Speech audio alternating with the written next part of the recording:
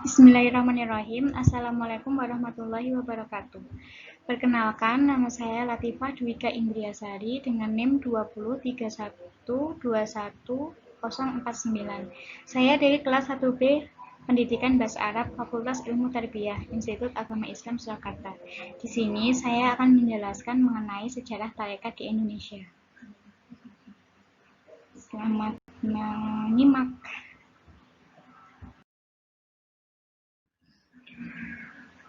Pembahasan yang pertama mengenai asal-usul tarekat di Indonesia. Secara etimologis, tarekat berarti jalan, cara, metode, dan sistem. Secara istilah, tarekat berarti perjalanan seorang salik atau pengikut tarekat menuju Tuhan dengan cara menyucikan diri atau perjalanan yang harus ditempuh oleh seseorang untuk dapat mendekatkan diri sedekat mungkin kepada Tuhan. Beberapa sumber pribumi yang ada secara tegas mengemukakan bahwa tarekat-tarekat mendapatkan pengikutnya pertama-tama di lingkungan istana dan kemudian barulah menyebar di kalangan masyarakat awam. Perkembangan tarekat di Indonesia pada abad ke-17. Beberapa tokoh mengemukakan mengenai tarekat, yakni dimulai pertama kali oleh Hamzah Fansuri pada tahun 1610 Masehi dan muridnya Syamsuddin As-Sumatrini pada tahun 1630 Masehi. Selanjutnya, Abdur Rauf bin Ali Singkel memperkenalkan tarekat Syattariyah di Aceh pada tahun 1679 Masehi. Organisasi tarekat ini menjadi jelas dan dapat ditelusuri perkembangannya melalui silsilah hubungan guru dan murid sampai ke beberapa daerah di Indonesia. Selanjutnya, Ahmad Syafi'i Mufid dalam Tangklutan Abangan dan Tarekat menjelaskan Hamzah Fansuri secara tegas disebut sebagai penganut tarekat Qadiriyah. Namun kemudian tarekat yang dianut oleh Hamzah Fansuri maupun muridnya Syamsuddin As-Sumantrani berbeda dengan tarekat Qadiriyah yang sekarang berkembang. Selanjutnya, Syekh Abdullah Arif, seorang penyiar pertama di Aceh pada abad ke-12 Masehi, dalam karyanya yang berjudul Bahrul Lahud juga mengajarkan ajaran yang sama dengan Abu Mansur Al-Halaj dan Muhyiddin Ibnu Arabi, yakni Wahdatul Wujud.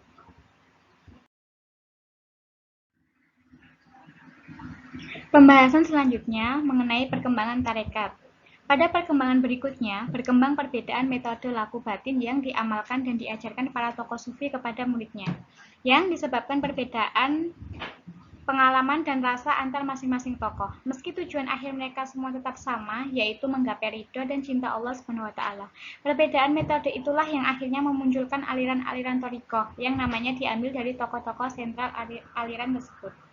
Mursyid Thariqah, sebutan untuk seorang guru pembimbing thariqah yang telah memperoleh izin dan ijazah dari guru mursyid di atasnya, yang terus bersambung sanadnya sampai kepada Rasulullah SAW sebagai sohibut thariqah untuk mentalkinkan zikir atau wirid thariqah kepada orang-orang yang datang meminta bimbingannya. Dalam thariqah Tijaniyah, sebutan untuk mursyid adalah muqaddam. Sepeninggal Nabi Muhammad SAW, fitnah besar terjadi di separuh terakhir masa pemerintahan Al-Khulafaur Rasyidin dan semakin menghebat pada masa Daulah Bani Umayyah, di mana sistem pemerintahan telah mirip dengan kerajaan. Penguasa memiliki kekuasaan tak terbatas, mereka lebih mementingkan kepentingan diri sendiri daripada kepentingan rakyatnya, dan akhirnya berujung pada munculnya pemberontakan yang digerakkan oleh golongan Khawarij, Syiah, dan Yuhud. Gerakan para Yuhud pada mulanya merupakan kegiatan sebagian kaum muslimin yang semata-mata berusaha mengendalikan jiwa mereka dan menempuh cara hidup untuk mencapai ridho Allah SWT, agar tidak terpengaruh dan terpedaya oleh tipuan dan godaan duniawi. Dengan istilah lain, laku batin yang mereka tempuh dimulai dengan takhali atau mengkosongkan hati dan dari sifat-sifat tercela. Lalu tahali, menghiasi hati dengan sifat yang terpuji. Lalu tajali, mendapatkan pencerahan dari Allah SWT. Bersamaan munculnya tasawuf di akhir abad kedua Hijriyah, lahir juga istilah thariqah yang perlahan mulai menemukan bentuknya sebagai sebuah sistem dan metodologi yang terdiri dari sekumpulan akidah, akhlak, dan seperangkat aturan tertentu bagi kaum sufi.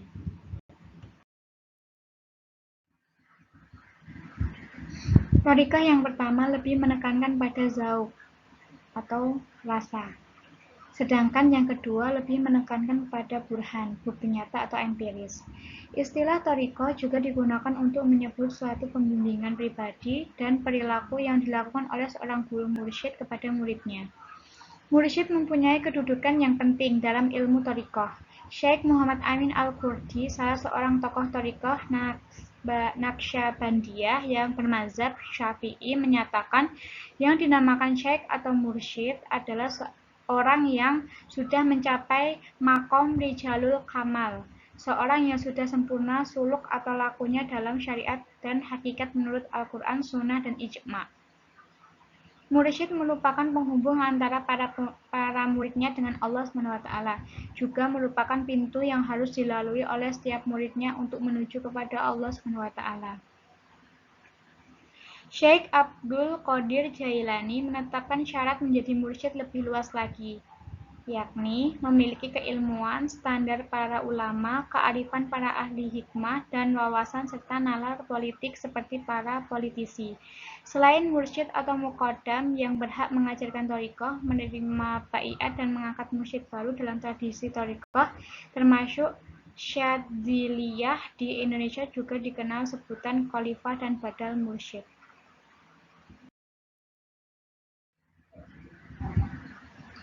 Khalifah adalah seorang sufi yang mendapat ijazah untuk mengajarkan thariqah dan menerima pembaiatan kepada umat Islam, tetapi tidak berhak mengangkat mursyid baru.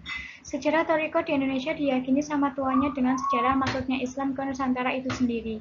Proses Islamisasi Nusantara terjadi pada penghujung abad 14 atau awal abad 15, bersamaan dengan masa keemasan perkembangan tasawuf akhlaki yang ditandai dengan munculnya aliran-aliran thariqah di Timur Tengah. Konsep ini diterima secara terbuka oleh kaum fuqaha yang sebelumnya menentang habis-habisan ajaran tasawuf falsafi yang kontroversial. Setelah Al-Ghazali sukses dengan konsep tasawuf moderatnya yang dianggap selaras dengan syariat, berturut-turut muncul tokoh-tokoh sufi yang mendirikan zawiyah pengajaran tasawuf akhlaki di berbagai tempat. Sejarah membuktikan bahwa agama Islam di berbagai belahan dunia berkembang berkat jasa para ulama yang kemudian dikenal sebagai wali Allah. Mereka dikenal dengan sebutan wali songo sebagai ulama yang berjasa dalam pengembangan Islam. Dan masih banyak lagi yang dapat disebutkan hanya untuk menjelaskan bahwa ulama-ulama tasawuflah yang banyak jasa dan pengorbanannya dalam pengembangan Islam di dunia. Pembahasan selanjutnya mengenai macam-macam tarekat. Yang pertama, tarekat Khalawatiyah. Diambil dari nama seorang sufi ulama dan pejuang Makassar pada abad ke-17, Syekh Yusuf Al-Makassari Al-Khalawati, terhadap Muhammad Nur Al-Khawati Al-Khawarizmi pada tahun 751 atau 1350, yang sampai sekarang masih dihormati.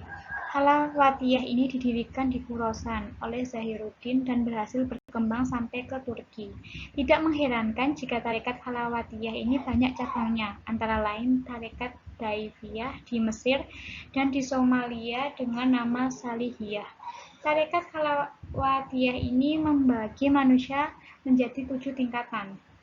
1. Manusia yang berada dalam nafsu amarah, mereka yang jahil, kikir, angkuh, sombong, pemarah, gemar kepada kejahatan, dipengaruhi syahwat dan sifat-sifat tercela lainnya. Ini masuk pada kategori manusia yang berada dalam nafsu amarah. 2. Manusia yang berada dalam nafsu lawamah, yakni mereka yang gemar dalam mujahadah atau meninggalkan perbuatan buruk dan berbuat soleh namun masih suka bermegah-megahan dan suka pamer.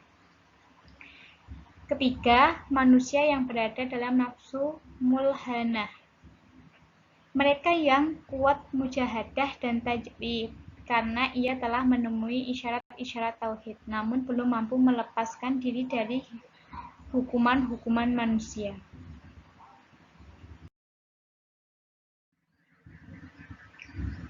Keempat, manusia yang berada dalam nafsu mutmainnah, yakni mereka yang tidak sedikit pun meninggalkan ajaran Islam, Mereka merasa nyaman jika berakhlak seperti yang dicontohkan oleh Nabi Muhammad SAW dan merasa belum tentram hatinya jika belum mengikuti petunjuk dan sabda beliau. 5. Manusia yang berada dalam nafsu rodiyah, yakni mereka yang sudah tidak menggantungkan diri kepada sesama manusia. Keenam, manusia yang berada dalam nafsu mardiyah, mereka yang berhasil meleburkan dirinya ke dalam kecintaan kholik dan halak. Tidak ada penyelewengan dalam syuhudnya. Ia menepati segala janji Tuhan dan meletakkan segala sesuatu pada tempatnya. 7. Manusia yang berada dalam nafsu kamilah, mereka yang dalam beribadah menyertakan badannya, lidahnya, hatinya, dan anggota-anggota tubuhnya yang lain.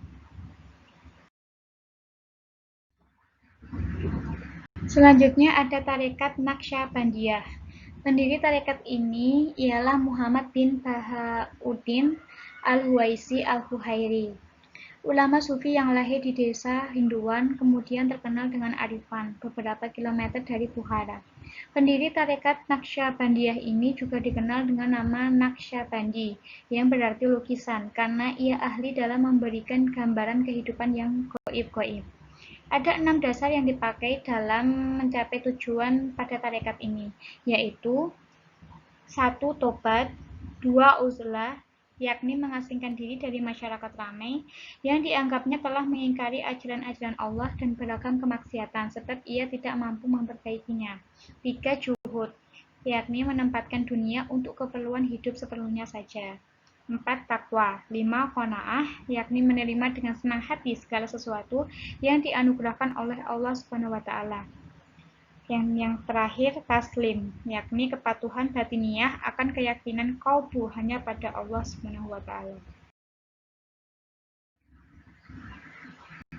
Adapun hukum yang dijadikan pegangan dalam tarekat ini ada 6, yakni 1. Zikir, 2. Meninggalkan hawa nafsu, 3. Meninggalkan kesenangan duniawi, 4. Melaksanakan segenap ajaran agama dengan sungguh-sungguh, 5. Senantiasa berbuat baik kepada makhluk Allah SWT, dan yang terakhir mengerjakan amal kebaikan.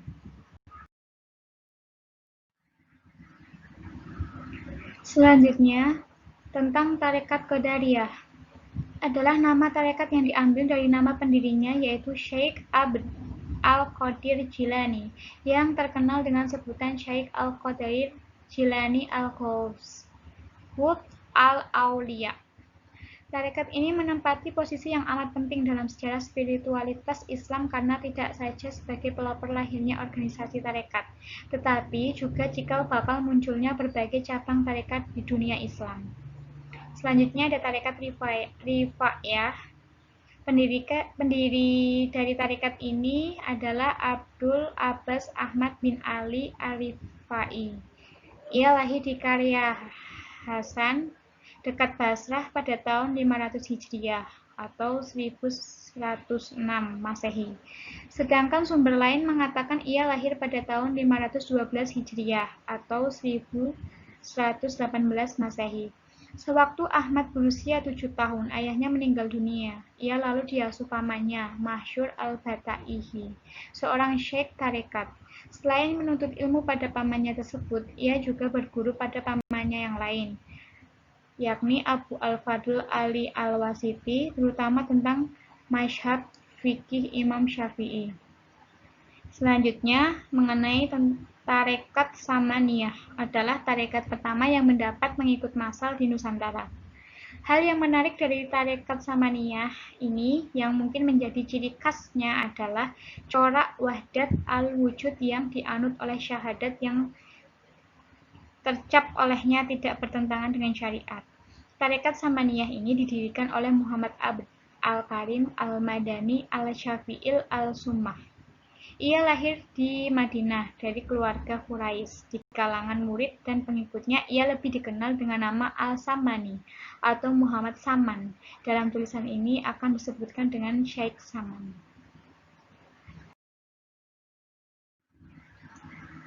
Selanjutnya, mengenai tarekat Syadziliyah Pendiri tarekat ini adalah Abdul Hasan Ali Asyadzili, seorang ulama dan sufi besar. Menurut silsilahnya, ia masih keturunan Hasan, putra Ali bin Abi Thalib dan Fatimah binti Rasulullah Shallallahu Alaihi Wasallam.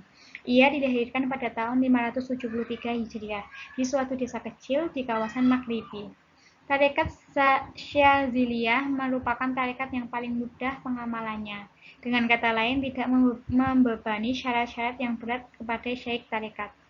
Kepada mereka diharuskan, yakni meninggalkan segala perbuatan maksiat, memelihara segala ibadah wajib seperti sholat 5 waktu, puasa Ramadan, dan lain-lainnya.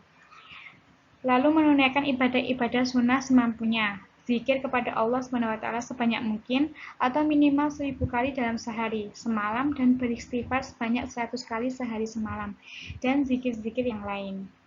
Selanjutnya, membaca sholawat minimal 100 kali sehari semalam dan zikir-zikir yang lain. Selanjutnya, mengenai tarekat Tijaniyah.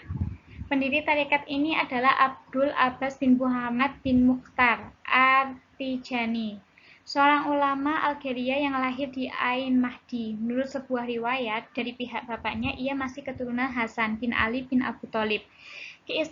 Keistimewaannya adalah pada saat ia berumur 7 tahun, konon Tijani sudah menghafal Al-Quran kemudian mempelajari pengetahuan Islam yang lain, sehingga ia menjadi guru dalam usia belia. Wirid-wirid yang harus diamalkan dalam tarekat Tijaniyah sangat sederhana, yaitu terdiri dari istighfar 100 kali, sholawat 100 kali, dan tahlil 100 kali. Semua wirid tersebut boleh diamalkan 2 waktu sehari, yaitu pagi setelah sholat subuh dan sore setelah sholat asar.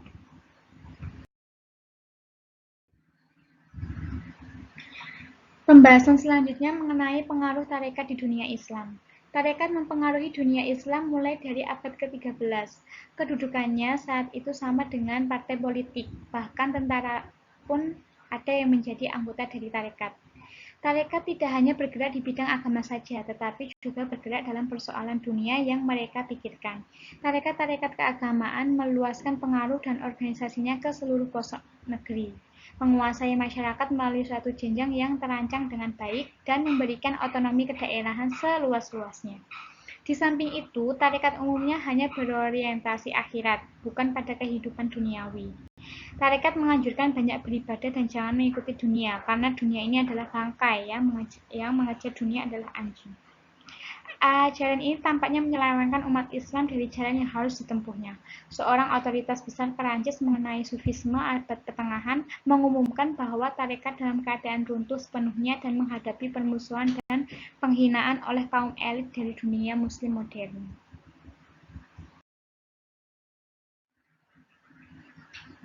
Secara khusus, ada keyakinan modern bahwa pengalaman religius yang bersifat mistis tidak bersesuaian dengan modernitas. Tarekat-tarekat mapan tampak tidak efektif dalam menjawab tantangan tertentu modernitas. Namun, struktur-struktur dasar atau pendekatan umum masih menyediakan model bagi gerakan revivals dan reformis Islam baru. Orang-orang Barat melihat bahwa materialisme memerlukan sesuatu yang bersifat rohani, yang bersifat imateri, sehingga banyak orang yang kembali memperhatikan tasawuf.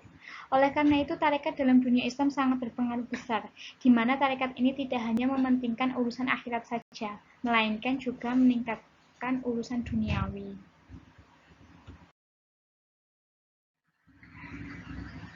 Kesimpulan dari pembahasan ini, tarekat adalah sebagai hasil pengalaman dari seorang sufi yang diikuti oleh para murid, yang dilakukan dengan aturan atau cara tertentu dan bertujuan untuk lebih mendekatkan diri kepada Allah SWT. Dalam perkembangannya, tarekat itu kemudian digunakan sebagai nama kelompok mereka yang menjadi pengikut bagi seorang syekh yang mempunyai pengalaman tertentu dalam cara mendekatkan diri kepada Allah dan cara memberikan tuntutan dan bimbingan pada muridnya. Dalam memberi nama suatu kelompok tarekat dengan suatu ajaran tertentu dalam mendekatkan diri pada Tuhan itu, dan dalam cara memberikan latihan-latihan selalu dinisbahkan kepada nama seorang syekh yang dianggap mempunyai metode dan pengalaman yang khusus.